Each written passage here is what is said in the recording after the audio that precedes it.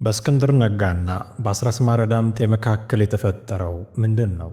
ሀብቶም አያሌው ከሰሞኑ ተደርጎ በነበረው የአፋብኃይል የቀጥታ ስርጭት ላይ ዕድል አለማግኘቱን ተከትሎ ያወጣው ምስጢር ብዙ ይነግረናል። በሌላ በኩል ደግሞ ኢንጂነር ይልቃል ጌትነት ከሰሞኑ ዘመነ ካሴ በቤንሻንጉል የነበረውን ቆይታ አስመልክተው የሰጡት አስተያየትም መነጋገሪያ ሆኗል። እነዚህን ጉዳዮች በቪዲዮ ማስረጃ አስደግፈን ወደ እናንተ እናደርሳለን። አስቀድመን ግን ጀነራል ሳሞራ የኑስ ያስተላለፉትን ወቅታዊ መልእክትና በራያ እየተደረገ ስላለው አሁናዊ ጉዳይ የምናስደምጣችሁ ይኖረናል። አብራችሁን ቆዩ።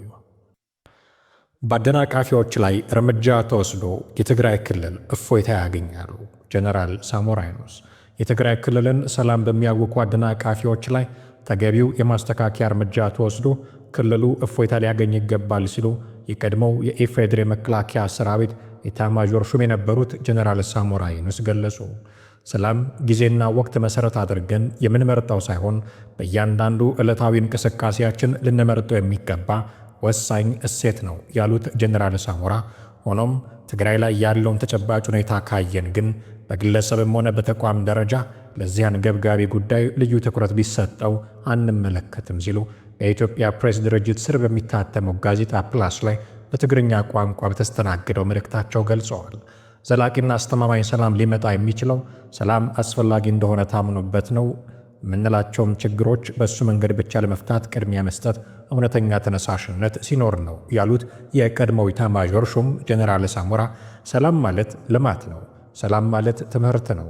ሰላም ለሁሉም ነገር ወሳኝ ነገር ነው። እናም ከዚህ መሰረታዊ መርህ በመነሳት ይህንን ጠቃሚ መሰረታዊ እሴትን እናሰናክል በሚሉ አደናቃፊዎች ላይ አስፈላጊ የእርምት እርምጃ ተወስዶ ክልሉን ወደ ትክክለኛ መስመር እንዲመጣ ማድረግ አስፈላጊ ነው ብለዋል። ትግራይ ላይ የሆነ አይነት ፖለቲካዊ ልዩነት ሲፈጠር ልዩነቱን በጠባብ ቡድናዊ ጥቅም ብቻ በማየት በኃይል አማራጭ ለመፍታት መሞከር ጠቃሚ እንዳልሆነ የገለጹት ጀነራል ሳሞራ አሉ የሚባሉ ችግሮች በውይይትና በመግባባት መፍታት እንደሚቻል ባለማሰብ የኃይል አማራጭን እንደ መጨረሻ የመፍትሄ መንገድ አድርጎ የማየት አባዜ ሊቆም እንደሚገባም ያብራራሉ። በጋዜጣው ላይ የቱን ያህል ጊዜ ቢወስድ የሰላምን አማራጭ ቅድሚያ እንዲሰጠው ማድረግ ወሳኝ ነው ያሉት ጀነራል ሳሞራ ይህንን በአጽንኦት ለመግለጽ እያስገደደን ከሰላም የሚያተርፈው መላ ሕዝባችን ስለሆነና ከጦርነት የሚያተርፈው ደግሞ ሌላው አካል ስለሆነ ነው ሲሉ ሐሳባቸውን አጠቃለዋል። ጀነራሉ የክልሉን ሰላም በሚያውኩ አደናቃፊዎች ላይ ተገቢው የማስተካከያ እርምጃ እንዲወሰድ ምክረ ሐሳብ ቢያቀርቡም እርምጃው በየትኞቹ አመራሮች ላይ ሊወሰድ እንደሚገባውና የእርምጃው አይነት ምን እንደሆነ ግን ሐሳባቸው በተስተናገደበት ጋዜጣ ላይ በዝርዝር አልቀረበም። በትግራይና በአማራ ክልል የይገባኛል ጥያቄ ከሚነሳባቸው አካባቢዎች አንዱ የሆነው የራያ አካባቢ ነዋሪዎች በየጊዜው በሚለዋወጥ አስተዳደርና በሚከሰት ግጭት ምክንያት ሰላማዊና የተረጋጋ ሕይወት ከራቃቸው ዓመታት ተቆጥረዋል። የሰሜኑን ደም አፋሳሽ ጦርነት ተከትሎ በአማራ ክልል ስር የገባው አካባቢው ከዚያ በኋላ አንዴ በትግራይ ጊዜያዊ አስተዳደር፣ ሌላ ጊዜ በአማራ ክልል ከዚያም በፌዴራል ኮማንድ ፖስት ስር ሲተዳደር ነበር። በዚህ ምክንያት የትራንስፖርት የትምህርትና ሌሎች መንግስታዊና ማህበራዊ አገልግሎቶች ወጥነት በሌለውና በተቆራረጠ መልኩ ሲሰጡ ቆይተዋል። ባለፈው ሳምንት ጥር 22 ቀን 2018 ዓ.ም በአካባቢው ተሰማርቶ የጸጥታ ሁኔታን ሲያስከብር የነበረው መከላከያ ሰራዊትና የፌዴራል ፖሊስ ለቆ ከወጣ በኋላ አካባቢው በሰሜኑ ጦርነት ወቅት የፌዴራል መንግስቱ ጋር ሲዋጉ በነበሩት የትግራይ ኃይሎች ስር ገብቷል። በዚህም በ10 ሺዎች የሚቆጠሩ በተለይ የአማራ ተወላጅ የሆኑ ነዋሪዎች ወደ አጎራባች አካባቢዎች መፈናቀላቸውን ተፈናቃዮችና ባለሥልጣናት ተናግረዋል። የሰሜኑ ጦርነት ከተቀሰቀሰ በኋላ በተፈጠሩ ግጭቶችና አለመረጋጋቶች ምክንያት የአካባቢው ነዋሪዎች ከ4 ጊዜ በላይ ለመፈናቀልም ተዳርገዋል። ሚያዝያ ወር 2016 ዓ.ም የትግራይ ታጣቂዎች ወደ ራያ አላማጣ አካባቢዎች ከገቡ በኋላ ከአካባቢ ሚሊሻዎች ጋር በተደረጉ የተኩስ ልውውጦች የአካባቢውን ባለሥልጣናት ጨምሮ በሺዎች የሚቆጠሩ ሰዎች ተፈናቅለው ነበር። በወቅቱ የተባበሩት መንግስታት ድርጅት የሰብአዊ እርዳታ ማስተባበሪያ ጽሕፈት ቤት ተፈናቅለው በቆቦ የተጠለሉ ሰዎች 42000 ገደማ እንደሚደርሱ በሪፖርቱ አመልክቶ ነበር። ከዚያም የአካባቢውን ጸጥታ ከሚያስከብረው የመከላከያ ሰራዊት ጋር በመነጋገር ተፈናቃዮች ወደ ቀያቸው ተመልሰዋል። ሆኖም ከዚህ ጊዜ ጀምሮ በከተማዋ ያሉ ትምህርት ቤቶች ተዘግተው መቆየታቸውንና አንዳንዶቹም የተዋጊዎች ማረፊያ ሆነው ሲያገለግሉ እንደነበረ ከዚህ ቀደም የተናገሩ ነዋሪዎች አስረድተዋል። በአላማጣ ከተማ 8 አንደኛና ሁለተኛ ደረጃ ትምህርት ቤቶች እንዳሉ የጠቀሱት የአካባቢው ተወላጆች ሁሉም በመዘጋታቸው ልጆች ለስነ ልቦና ችግር እንዲሁም ለስደት እየተዳረጉ ነው ብለዋል። የአሁኑ መፈናቀልና ውጥረት የመጣውም አካባቢው በዚህ ያልተረጋጋ ሁኔታ ባለበት ወቅት ነው። ለደህንነታቸው ሲባል ስማቸው እንዲጠቀስ ያልፈለጉ የአካባቢው ነዋሪዎች በአሁኑ ወቅት በርካታ ሰዎች መፈናቀላቸውን ይናገራሉ። የአካባቢው ነዋሪ የሆኑ አንድ ግለሰብ ብዙ ሕዝብ ነው የተፈናቀለው። ይህን ለማወቅ ከተማው ላይ ያለውን ሁኔታ ማየት በቂ ነው። ከተማው ባዶ ነው። የተፈናቀሉ ሰዎች ምን ያህል እንደሆኑ ግን አላውቅም ማለታቸው ቢቢሲ ዘግበዋል። እነዚህ የተፈናቀሉ ሰዎች መደበኛ የሆነ መጠለያ ተዘጋጅቶላቸው ያረፉበት ቦታ እንደሌለ የገለጹት ነዋሪው በሆቴል አልጋ ይዘውና ለ3 ለ4 ቤት ተከራይተው እንደሚገኙም ተናግረዋል። ለዚህም በአንድ ቀን ለአልጋ ብቻ በትንሹ 400 ብር አካባቢ ለመክፈል ተገደዋል ብለዋል። ስማቸው እንዳይጠቀስ የጠየቁ በአማራ ክልል የተሾሙ የቀድሞ የአካባቢው ባለሥልጣን በበኩላቸው ከ60 ሺህ በላይ ነዋሪዎች መፈናቀላቸው እንደነገሩት ቢቢሲ አያይዞ ዘግበዋል። የተፈናቀሉት ሰዎች ከ60 ሺህ በላይ ይሆናሉ። ከራያ አካባቢ ከሚገኙ 6 ወረዳዎችን የተፈናቀሉት ወደ ቆቦ፣ ወልዲያ፣ ሰቆጣ፣ ደሴ እንዲሁም ወደ ሌሎች አካባቢዎች ይሄዱ አሉ ብለዋል። የቀድሞ ባለሥልጣኑ የጠቀሱትን ቁጥር ከገለልተኛ ወገን አላጣራውም ያለው ቢቢሲ የቆቦ ከተማ ከንቲባ የሆኑት ኃይለአብ ወንድማገኝ በከተማዋ በተለያዩ ቦታ የተፈናቀሉ ሰዎች እንደሚገኙ፣ ነገር ግን ተፈናቃዮችን ቁጥርና ያሉበት ሁኔታ ለማወቅ አመራሮች መረጃዎችን እያሰባሰቡ እንደሆነና ሲደርሳቸው እንደሚገልጹ መናገራቸውንም ዘግበዋል። የሰሜን ወሎ ዞን አደጋ መከላከልና ምግብ ዋስትና ማስተባበሪያ ጽሕፈት ቤት ኃላፊ አለሙ ይመር በበኩላቸው በጉዳዩ ላይ እየተነጋገሩበት እንደሆነ ገልጸዋል። ከአካባቢው ከተፈናቀሉት በተጨማሪ እዚያው ያሉ ነዋሪዎችም በስጋት ውስጥ መሆናቸውን ገልጸዋል። አላማጣ ከተማ የሚኖሩ አንዲት እናት ሰዎች ተፈናቅለው እንደወጡና እርሳቸው ግን ከቤተሰባቸው ጋር ተደብቀው እንደሚገኙ ተናግረዋል። ልጆቼን ይዤ በወጣ ምን አበላቸዋለሁ? የትስ አርፋለሁ ብዬ አልወጣሁም፣ ግን ስጋት ውስጥ ነው ያለሁት ብለዋል። አካባቢውን የተቆጣጠሩት የትግራይ ኃይሎች ፖሊስ ጣቢያዎችን ጨምሮ ቢሮዎችን መክፈታቸውን የገለጹት ነዋሪው የሃይማኖት አባቶችና ሽማግሌዎችን ጨምሮ ሰዎች ታፍነው እንደሚወሰዱ እንደሚታሰሩና በከተማዋ ከፍተኛ ዘረፋ እንደሚፈጸም ታፍነው ተወስዷል ያሏቸውን ሰዎች በስም ጠቅሰው ተናግረዋል። ከዚህም በተጨማሪ ባንኮች ቀደም ብሎ 1000 ብር ማውጣት እንደሚፈቅዱላቸው፣ ነገር ግን አሁን ላይ ይህ እንደሌለ በመግለጽም እናቶች የዕለት ፍጆታ ለመግዛትና ልጆቻችንን ለመመገብ ተቸግረናል ሲሉ ያሉበትን ሁኔታ አስረድተዋል። በተለያዩ አካባቢዎች በተዘረጉ ኬላዎች ፍተሻ እንደሚያደርጉና ማንነትን በመለየት የአማራ ሰዎች ኢላማ ይደረጋሉ፣ የፋይዳ መታወቂያ ካገኙም ይሰባብራሉ ሲሉም ከሰዋል። በምርጫ ቦርድ ሕጋዊነቱ የተሰረዘው ህወሓትም ሆነ የትግራይ ጊዜያዊ አስተዳደር በአካባቢው ስላለው ሁኔታ እና ስለሚቀርቡ ክሶች ያሉት ነገር የለም። የሰሜኑን ጦርነት ከቋጫው የፕሪቶሪያ ስምምነት በኋላ የትግራይ ኃይሎችና የፌዴራል መንግስት ከፍተኛ አዛዦች የትግራይ ኃይሎችን ትጥቅ ለማስፈታት ለማሰናበትና መልሶ ለማቋቋም በናይሮቢ የመግባቢያ ሰነድ ቢፈራረሙም አሁንም ድረስ ትጥቅ ያልፈቱ በርካታ ተዋጊዎች አሉ። ግንቦት ወር 2016 ዓ.ም የብሔራዊ ተሃድሶ ኮሚሽን ምክትል ኮሚሽነር አቶ ተስፋለም ይህደጎ በስምምነቱ መሰረት 274800 የትግራይ ኃይሎች ትጥቅ እንደሚፈቱ ተናግረው ነበር። ሆኖም ይህ በተባለ በአንድ ዓመት ከ6 ወር ጊዜ ውስጥ ትጥቅ ፈተው ወደ ሰላማዊ ህይወት የተቀላቀሉት 63000 ያህሉ ብቻ እንደሆኑ ከአንድ ወር በፊት ኮሚሽኑ ገልጿል። የስምምነቶች አፈጻጸም መጓተትና መጣስ በተደጋጋሚ ለሚነሱ ግጭቶችና አለመረጋጋቶች አንዱ ምክንያት ሆነዋል።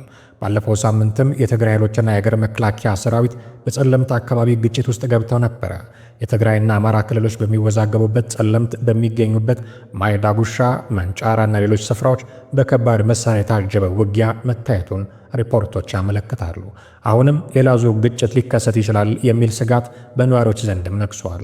በኢትዮጵያ የአሜሪካ ኤምባሲ አምባሳደር እርቪን ማሲንጋ ሐሙስ ጥር 28 ቀን 2018 ዓ.ም በኤምባሲው ማህበራዊ ሚዲያ ገጽ ላይ ባጋሩት ጽሑፍ ባለፈው ሳምንት በሰሜን ኢትዮጵያ ያጋጠሙ ክስተቶችን በመጥቀስ ሰላምና መረጋጋት ለማምጣት ቁርጠኝነት እንደሚያስፈልግ አስታውቀዋል።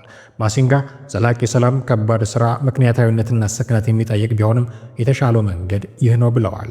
በትግራይ ክልል ደቡብ ትግራይ በሚል ስያሜ የሚጠራው የራያ አካባቢ የይገባኛል ጥያቄ የሚነሳባቸው አካባቢዎች አፍላና ዛታ ወረዳዎች፣ ኮረም ከተማ፣ አላማጣ ከተማ፣ ራያ አላማጣ ወረዳና ራያ ባላ ወረዳ ናቸው። የፌዴራል መንግስቱ አወዛጋቢ ቦታዎች በዘላቂነት ለመፍታት በሕገ መንግስቱ መሰረት ህዝበ ውሳኔ እንዲደረግ ከሁለቱ ክልሎች ጋር መግባባት ላይ ተደርሶ እንደነበረ ከዚህ ቀደም መግለጹ የሚታወስ ሲሆን እነዚህ አካባቢዎች ህዝቡ በሚመርጠው አስተዳደር እንደሚተዳደሩ በድጋሚ ገልጸዋል። ጠቅላይ ሚኒስትር አብይ አህመድ ጥር 26 ቀን 2018 ዓ.ም በሕዝብ ተወካዮች ምክር ቤት በሰጡት ማብራሪያ ወቅት አወዛጋቢ የሆኑ አካባቢዎችን ጉዳይ አንስተዋል። በዚህም ማብራሪያቸው ወልቃይትን ብቻ በስም ጠቅሰው ያነሱ ሲሆን ውዝግቦች በሕዝበ ውሳኔ እንዲፈቱ የፌዴራል መንግሥት ፍላጎት እንደሆነ አጽንኦት ሰጥተዋል።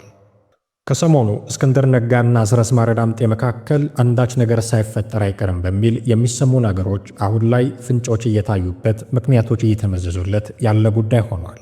አስረስ ማረ ዳምጤ እየዘወረው በሚገኙ አዲሱ ድርጅት ውስጥ እንዳያማህ ጥራው እንዳይበላህ ግፋው አይነት ስልት ተጠቅመው ያስወገዱትን እስክንድር ነጋን የያዙበት ሁኔታ በሀብታሙ አያሌው አንደበት እንዲህ ተገልጠዋል። ማስተካከል የሚገባው የራስን ገበና ነው። ለዛ ነው ንቀት የመጣው የብዙ ጊዜ ታጋይህን አንድ ጨምሬ ልለፍ ወደ ቀጣዩ።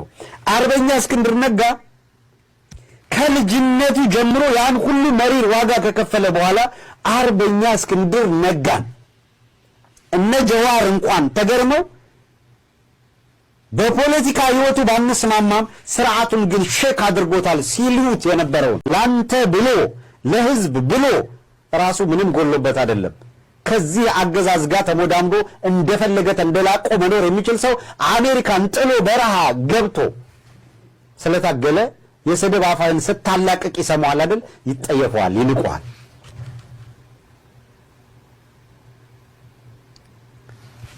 እንዳንተ አረቄ ሲጠጣ ሲንዘላዘል መንገድ ላይ ሲወድቅ የነበረ ሰው አይደለም። እስክንድር ነጋ ፌስታሌ እያሉ ሲቀልዱበት የነበሩት የኦሮሞ የፖለቲካ ኃይሎች ናቸው።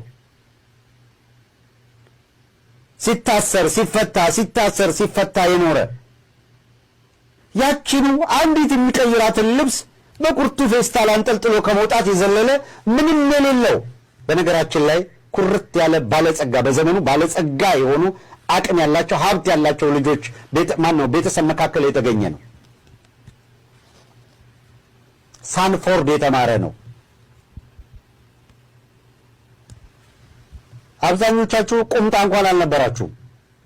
ረዘም ያለ ቲሸርት የምታረጉበት ጊዜ ቁጭ ስትል አቧራ እየቃምክ ብድግ የምትልበት ሳንፎርድ የተማረ ሰው ነው። በተሻለ መንገድ ደግሞ አሜሪካን ሀገር መጥቶ አሜሪካ ዩኒቨርሲቲዎች የተማረ ነው። መኖር ቢፈልግ መኖርን ይኖራታል። ከሰውነት ጎዳና ወጥቶ በረሃ ስለገባና አብሮ ስለታገለ ልታከብረው ልታነግሰው ሲገባ ሌላው እርስ በራሱ ተገዳድሎ በሌላው ያመካኛል። አንተ ታሳድደዋለህ። ሌሎቹ ለምን አይጠየፉም? ይሄ የሆነ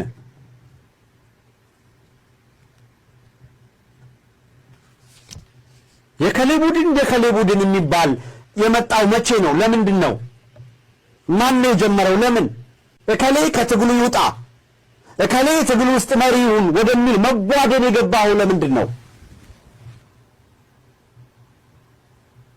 ጥቂት አስማተኛና ጠንቋዮች እከሌ ከከሌ ጋር እንዳይቆም እከሌ ከከሌ ጋር ከቆመ ይሞታል እከሌ ከሌን ያደርጋል የሚል ውንብድና ስለመጡ በዘመነ መሳፍንት የሚያደርጉት የነበረውን መተው ሊደግሙት ስለሞከሩ ነው።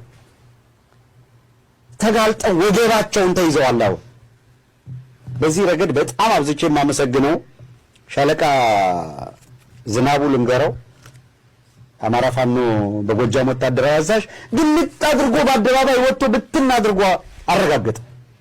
ጠርተው አጥምቀው የትግሉ መዳረሻ ነው እያሉ ዘመነ መሳፍንት ለማምጣት በጎጥ ለመከለል የሚተረማመሱ ነበሩ። በቂ መረጃ ይዘን ይሄንን ነገር እስኪ እንደ ሁኔታዎች እንዳያበላሽ ብለን ተወጥ ካደረግናቸው ግን አሁንም ያልተነገሩ ቁልፍ መረጃዎች ያሉበት ነው። ወጣና ፍርጥ አድርጎ ሁኔታውን ተናገረው። እሺ ወሮ በላን ከትግሉ ገለል ማድረግ ያስፈልጋል። ወሮ በላ ማለት እንደዚህ ከጀርባው ነው የሚሸቅጠው። ሌሎቹ ወንድማማቾች ናቸው። ከእስክንድር ነጋ ወደ ዘመነ ካሴ ተሸጋግረናል። ሰሞኑን ዘመነ ካሴ ከጉምዝ ታጣቂዎች ጋር በመሆን የአማራ ሴቶችን ከእገታ አስለቀቅ የሚል መረጃ መሰራጨቱ ይታወሳል። ይህን አስመልክቶ አንዳንድ ሰዎች ዘመነ ከአማራ ገዳዮች ጋር መስራት ጀምሯልና የአማራን ትግል ሽጦታል የሚል ሀሳብ ሲያራምዱም ይታያል። ኢንጂነር ይልቃል ጌትነት ግን ይህ ጠላትን ወዳጅ የማድረግ ጥበብ እንጂ ክህደት አይደለም ብለው የዘመነ ካሴን አካሄድ ሲያደንቁ ይደመጣል።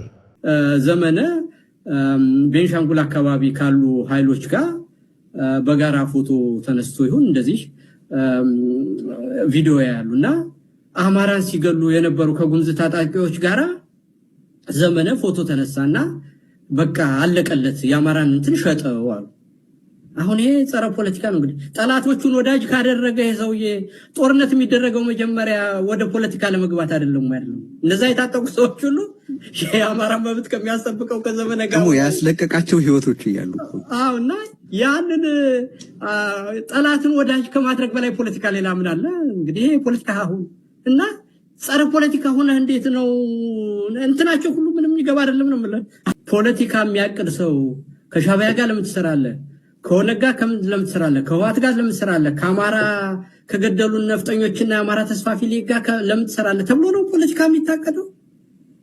እኔም ይመስለኝ እንደማቀው ባለች ንባብ የትግራይ ህዝብ አሁን የት ሊገኛል? ችግሩ ምንድነው? ከዚህ ችግር እንዴት ይውጣ? ሲወጣ ፖሊሲው ምን ይሁን? አጋሮቹ ማን ይሁን? በጊዜያዊ ቅሬታ የሚይዛቸው በዘላቂ የሚይዛቸው ምንድናቸው ነው። ስለዚህ የትግራይ ኃይል አሁን ባለው ሁኔታ ከአማራ ጋር አብይ እንደሚፈልገው እየተጣላ መኖር ነው ወይስ ተስፋፊ ሊቅ ምናምን የገደሉን ማለት ነው የሚጠቅመው? ወይስ ቅሬታውን አለዝቦ በህግ የሚታዩ ነገሮችን በይደር አድርጎ በሚያስማሙት ነገሮች መስራት ነው የሚጠቅመው ነው? ክርክር ከሆነ መደረግ ያለበት